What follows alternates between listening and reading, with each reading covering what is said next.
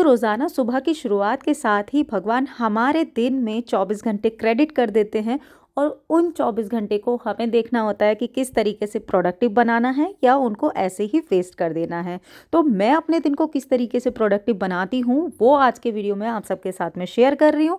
साथ ही साथ morning to evening routine तो रहेगा ही, शेयर करूंगी आप सबके साथ में कुछ ऐसी धमाकेदार रेसिपीज़ जो कि पंजाब की स्पेशल रेसिपीज़ हैं। और क्या क्या है इस वीडियो में वो आपको आगे ही देखने मिलेगा। तो चलिए वीडियो शुरू करते हैं। सुबह के 7 बजे हैं, जैसे कि मैं आप सबके साथ में बहुत बार शेयर कर चुकी हूँ। मॉर्निंग में हस्बैंड का ब्रेकफास्ट से फ्री होने के बाद में हस्बैंड थोड़ी देर रज़ाई में बैठ जाते हैं क्योंकि सर्दी का टाइम है और मैं लग जाती हूँ अपने इस वाले काम में। ये देखिए, यहाँ पर मैंने नहा लिया है और ये मेरा पूजा के बर्तन जो थे वो सब साफ़ हो चुके हैं। एक तरफ यहाँ पर मम्मी सो रही हैं और एक तरफ मेरी डॉटर सो रही है। हस्बैंड अभी 7:30 हो गए हैं, 8 o'clock होने जा रहे हैं लगभग। तो हस्बैंड अब ऑफिस के लिए निकल गए हैं और अभी मैं क्या क्या कर रही हूँ वो आपको दिखाती हूँ। तो मैंने नहा लिया है और अब मैं जा रही हूँ पूजा करने के लिए। तो पूजा अभी मेरी हो गई है। पूजा में भी थोड़ा टाइम लगता है। यहाँ पर इस तरीके से देखिए, मैंने जगह जगह यहाँ पर दीप धूप लगाया है। ये किचन का है और इसके अलावा मैं किचन में हल्की आवाज़ में मैंने यहाँ पर भजन लगाए हुए हैं, जिससे कि थोड़ा सा सुबह सुबह का अच्छा माहौल लगता है।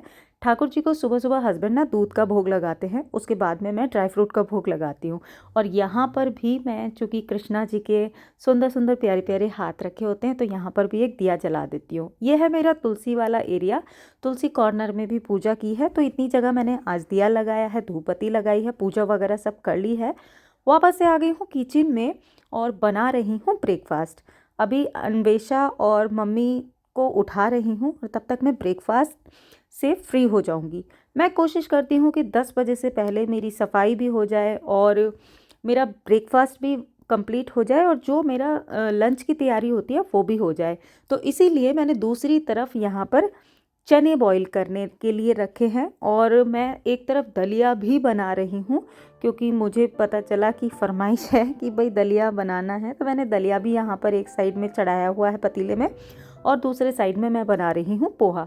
तो पोहे के लिए मैंने क्या किया, थोड़ा सा घी लिया है, उसके अंदर मैंने डाला है राई और उसमें डाला है थोड़ा सा मैंने मटर डाला है, आलू को फ्राई कर लिया है। बाद में डाली है मैंने अनियन जो कि बारीक चॉप कर ली है और साथ ही डाला है थोड़ा सा कड़ी पत्ता।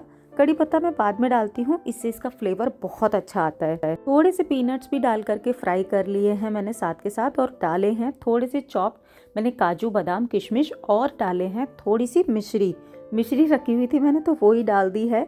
आप चाहें तो थोड़ा सा शुगर डाल सकते हैं, इससे टेस्ट को बैलेंस करने में हेल्प होती है और फ्लेवर भी बहुत अच्छा आता है। इन सभी चीज़ों को मैं एक साथ ही अच्छे से मैं फ्राई कर लूँगी। जब मेरे थोड़े से पटैटो जो थे वो गल गए थे, उसके बाद में ये बाकी की चीज़ें मैंने डाली थी। अब इसको मेरा अच्छे से फ्राई कर दिया है। तो जो पोहा था उसको मैंने 2 से 3 बार अच्छे से धो लिया था और छन्नी में निकाल दिया था, जिससे कि पानी सारा जो था वो ड्रेन हो जाए। और अब इसको डालने के बाद में डालूंगी थोड़े से मसाले, जिसमें होगा कश्मीरी लाल मिर्ची पाउडर, हल्दी पाउडर और डाला टेस्ट के अकॉर्डिंग नमक। और इन सभी चीज़ों को डालने के बाद में मैंने अच्छे से मिक्स कर दिया है। पोहा मेरा अच्छे से गल गया है। बाद में मैंने डाल दिया लास्ट में एक नींबू का रस, जिससे कि इसका फ्लेवर और बढ़ जाता है। लास्ट में डाला है मैंने ढेर सारा चॉप बारीक करके धनिया। तो मेरा गर्मा गर्म पोहा तैयार हो गया है। इधर मेरा दलिया भी बन करके तैयार हो गया। सभी को दलिया ही खाना था तो मैं दलिया दे चुकी हूँ। सब नहा करके आ चुके हैं, यानी अन्वेषा और मम्मी दोनों आ गए हैं नहा करके। तो नाश्ता वगैरह किया, उसके बाद में साफ़ सफाई की और अब बारी थी खुद को सजाने की। तो क्योंकि सुबह सुबह में तो जल्दी जल्दी में इतना टाइम नहीं मिलता, तो अभी मैं आई हूँ फ्रेश होने के लिए, मतलब फ्रेश होकर के थोड़ा सा बाल वगैरह कंघी कर लो। थोड़ा सा प्रेजेंटेबल होना ज़रूरी होता है आगे के काम करने से पहले। तो मुझे एक शौक़ भी है थोड़ा सा मेकअप करने का, तो मैं थोड़ा सा विंटर केयर करके आई थी और अब मैं कर रही हूँ अपनी स्किन केयर। उसके लिए मैंने यहाँ पर ममा अर्थ का लगा रही हूँ CC serum. Hydra glow serum है। इसकी 2 से 3 ड्रॉप अगर हम अपने फेस पर लगाते हैं ना, तो एक हल्का सा टिंट वाला ग्लो देता है, जो कि हम बीबी या सीसी क्रीम लगाते हैं ना उसकी जगह काम करता है। और ममा अर्थ के प्रोडक्ट मुझे इसलिए ज़्यादा पसंद हैं क्योंकि ये बिल्कुल केमिकल फ्री होते हैं ममाअर्थ के प्रोडक्ट आपको आपकी लोकल मार्केट में भी मिल जाएंगे। इसके अलावा आपको अमेज़ॉन, फ्लिपकार्ट, नायका, पर्पल के ऊपर भी मिल जाएंगे और इनकी ऑफिशियल वेबसाइट भी है। और अब तो इन्होंने अपनी एंड्रॉयड ऐप भी लॉन्च कर दी है जो कि iOS पर भी चलती है।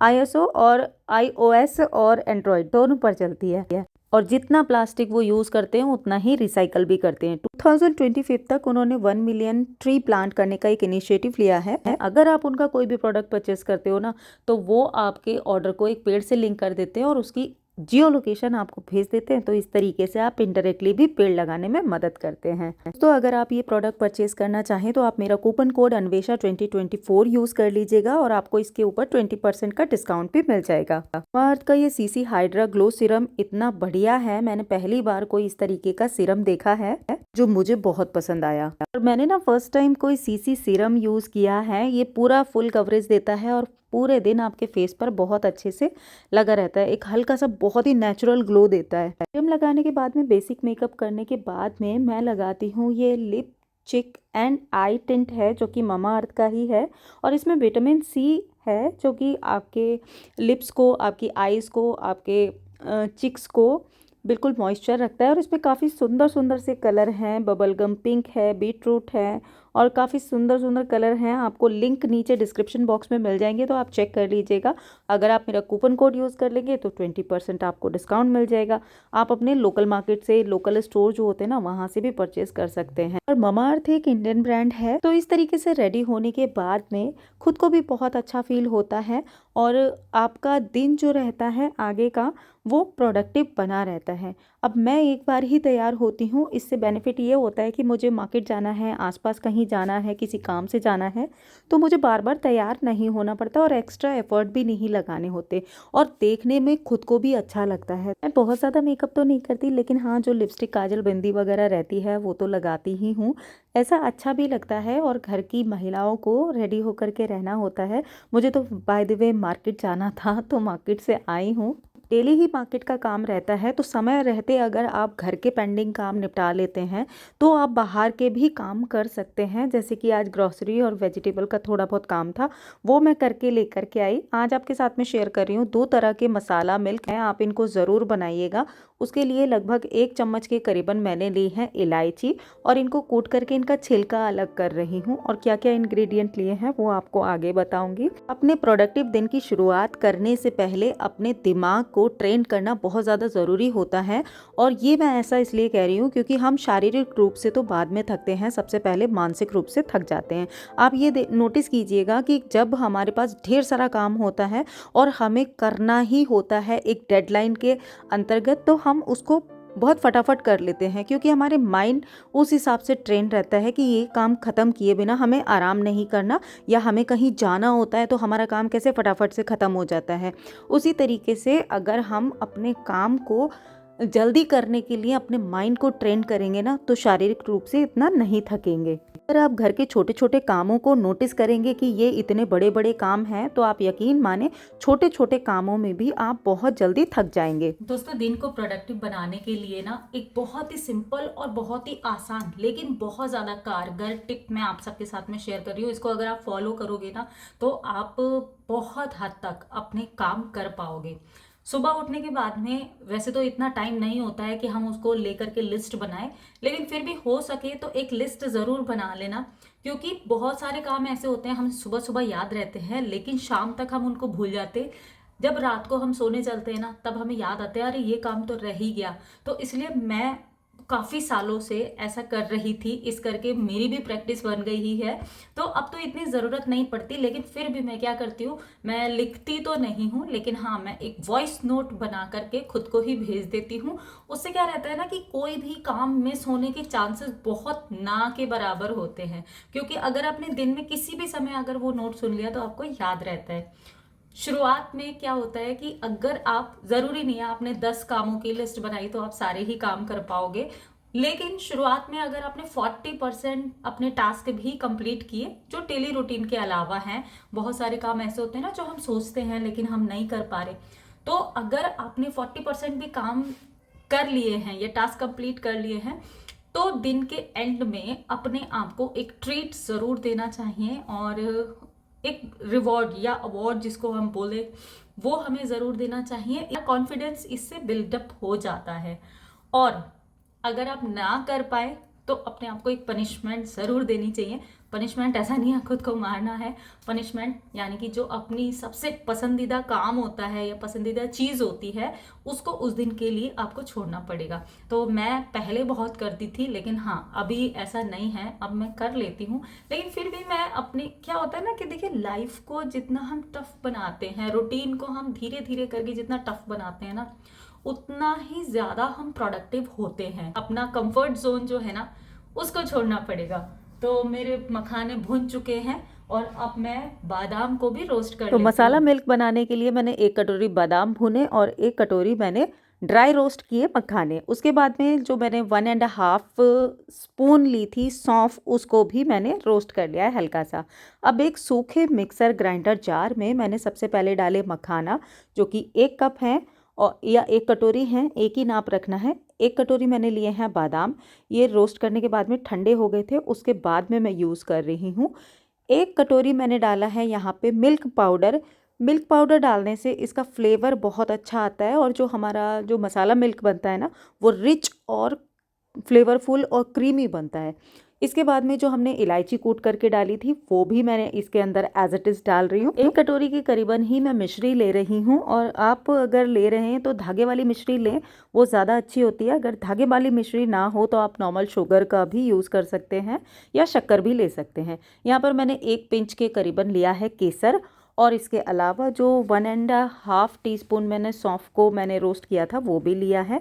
इसके अलावा 1.5 टीस्पून ही मैंने लिया है काली मिर्च का पाउडर, और 1.5 टीस्पून ही मैंने लिया है हल्दी पाउडर। इसके साथ साथ आधा मैंने लिया है जायफल, जिसको कूट लिया है। और अब इन सभी चीज़ों को एक साथ मैं कर लूँगी ग्राइंड, और बिल्कुल बारीक पाउडर बना लेना है। दोस्तों, घर के कामों को जब हम बहुत ज़रूरत से ज़्यादा बड़ा समझते हैं तब ये बहुत ज़्यादा बड़े लगने लगते हैं, और इसके आगे हम कुछ और सोच ही नहीं पाते। लेकिन अगर एक लिमिटेड टाइम पीरियड में या एक लिमिटेड टाइम फ्रेम में हम अपने कामों को फ्री कर पाते हैं तो हमें बहुत सारा टाइम ऐसा मिलता है जिसमें हम अपने लिए कुछ सीख सकते हैं, कुछ नया शुरुआत कर सकते हैं। और इसी बहाने देखिए मैंने भी एक ये फटाफट से बना लिया मिल्क पाउडर।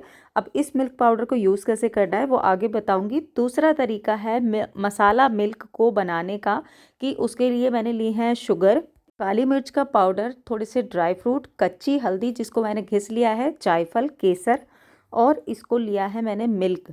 1 कप मिल्क के अंदर मैंने ये सारे ही इंग्रेडिएंट मिला करके इसको मैंने पकाया है लगभग 5 मिनट तक। जब ये रिच और क्रीमी और गाढ़ा हो गया है तब इसको कप में निकाल देंगे। दूसरा तरीका है ये, सर्दियों में ये बहुत ही ज़्यादा फायदेमंद है, ज़रूर बनाएं। शेयर कर रही हूँ पंजाब की स्पेशल, जो कि फाजिल्का में स्पेशली मिलती है, यहाँ पर आसपास नहीं मिलती है।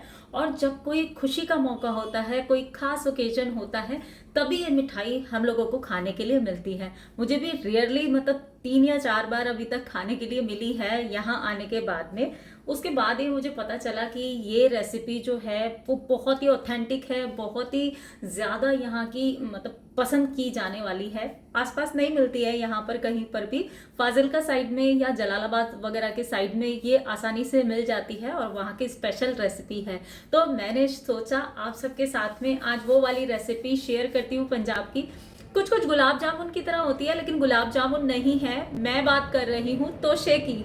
तो तोशा किस तरीके से बनाते हैं चलिए बताती हूँ आपको। तोशा बनाने के लिए जो इंग्रेडिएंट और मेथड है, रेसिपी है, बिल्कुल डिफरेंट है, और क्या क्या डिफरेंट है वो आपको आगे ही पता चलेगा। इसके लिए मैंने लिया है 1 कप के करीबन या 1 कटोरी के करीबन मैंने लिया है पनीर। उसको अच्छे से मैश कर लिया। और 1 कप ली है मैंने मैदा, उसमें से आधी मैदा डाली है, उसको भी मैश कर लिया। 1 कप के करीबन ही मैंने लिया है मिल्क पाउडर, उसमें से आधा मिल्क पाउडर डाला है। और धीरे धीरे करके हम मिल्क पाउडर और अपनी मैदा जो है उसको डालते जाएंगे, और पनीर का जो मिक्सचर था उसके अंदर मिक्स करते जाएंगे। लास्ट में मैंने डाला है यहाँ पर आधा छोटा चम्मच मैंने बेकिंग पाउडर, बेकिंग सोडा नहीं डाला है, बेकिंग पाउडर डाला है। और इसको लगभग डालने के बाद में 15 मिनट तक मैं इस तरीके से मैश करती जाऊंगी, जिससे कि ये अच्छे से मिक्स हो जाए। इसके बाद में इसको 15 मिनट रेस्ट करने के लिए दूंगी, और रेस्ट करने के बाद में इसको मैं एक किसी भी पटरे के ऊपर बहुत अच्छे से मैश दोबारा से करूँगी रेस्ट के बाद में। और एक इसको पर्टिकुलर शेप देनी होती है, क्योंकि तोशे जो होते हैं वो एक पर्टिकुलर शेप के होते हैं, एक पर्टिकुलर उनकी थिकनेस होती है, और पैटर्न या डिज़ाइन जो होता है वो भी एक अलग ही होता है। तो मिल्क बना रही हूँ, वही वाला मिल्क पाउडर लिया जो मैंने अभी आपके साथ में शेयर किया, और गर्म दूध के अंदर जो मीठा दूध था हल्का सा मैंने शुगर डाला था, और उसमें 1 से 1.5 चम्मच के करीबन ये पाउडर डाल दिया, ऊपर से कुछ केसर के धागे और गुलाब की पंखुड़ियों से सजाया। मसाला मिल्क तैयार हो गया, और इस पाउडर को आप लगभग 1 महीने तक यूज़ कर सकते हैं फ्रिज में रख करके। तो यहाँ पर मैंने घी गर्म करने के लिए रख दिया है। दूसरी तरफ मैंने एक पैन के अंदर 1.5 कप पानी लिया है, उसके अंदर 1 कप के करीबन मैंने डाली है चीनी, और डाला है थोड़ा सा इलायची पाउडर, और उसको पकने के लिए रख दिया है। घी को मैंने सिम फ्लेम पर गरम करने के लिए दिया है, और यहाँ पर 1 इंच की थिकनेस वाली मोटाई का मैंने जो डो हमने बनाया था उसे इस तरीके से रेक्टेंगल पीसेस कट कर लिए हैं, और एक ही बराबर के पीसेस होने चाहिए। और चाशनी जो हमने बनानी है वो 1 तार की चाशनी बनानी है। तो अभी जो हमें इसको तोशे को फ्राई करना है वो बिल्कुल सिम फ्लेम पर करना है, क्योंकि अगर आप हाई फ्लेम पर करेंगे तो ये जल जाएंगे, और बिल्कुल ही लो फ्लेम पर करेंगे तो ये कच्चे रह जाएंगे। लेकिन बहुत हीट जो है ना घी की, वो बहुत ज़्यादा तेज़ ना हो, मीडियम हीट पर आप इसको बिल्कुल, जो घी का टेम्परेचर जो है वो बिल्कुल मीडियम होना चाहिए, बहुत ज़्यादा हाई या लो नहीं होने चाहिए, और आराम से इसको हमें फ्राई कर लेना है हल्के हाथ से। उसके बाद में जब हमारी चाशनी ठंडी हो जाएगी तो इसको किसी गहरे बर्तन में डाल करके, मैंने यहाँ पर फ्लैट पर डाला था और बाद में मैंने इसको गहरे उसके अंदर डाल दिया है। ऊपर से हमें ड्राई फ्रूट्स यानी कि बादाम या पिस्ता से इसको गार्निश करना है, और लगभग 1 से 2 घंटे तक के लिए इसको चाशनी में डिप करके रखना है। तोशे बिल्कुल चाशनी वाले नहीं होते, ये ड्राई होते हैं, लेकिन अभी मैं इसको 2 से 3 घंटे तक के लिए डिप करके रखूँगी। लेकिन आपको दिखा रही हूँ इसकी जाली, कितने जालीदार बने हैं। इसके अंदर जब चाशनी भर जाएगी तो ये बहुत ही टेस्टी लगते हैं। हाँ, सूखे सूखे होते हैं, गुलाब जामुन जो होती है उसमें चाशनी होती है, लेकिन ये बिल्कुल सूखे होते हैं, इसके अंदर चाशनी अलग से नहीं होती जैसी गुलाब जामुन के अंदर होती है। तो इस तरीके से आप भी तोशे बनाइए। जो रेसिपी मैंने आपको शेयर की वो आप ट्राई कीजिएगा, और मुझे बताइएगा दोस्तों कि आज का वीडियो आपके लिए कितना हेल्पफुल रहा। अगर टाइम मैनेजमेंट को या प्रोडक्टिव डे को लेकर के आपको कोई भी टिप पसंद आई तो इस वीडियो को लाइक ज़रूर कीजिएगा। लाइक करने में बिल्कुल कंजूसी मत रखिएगा, बिल्कुल फ्री है। मैं आपसे जल्दी मिलूंगी एक नए और इंटरेस्टिंग वीडियो में। Till then be happy, be active, अपना ख्याल रखिए और मस्त रहिए। Bye bye.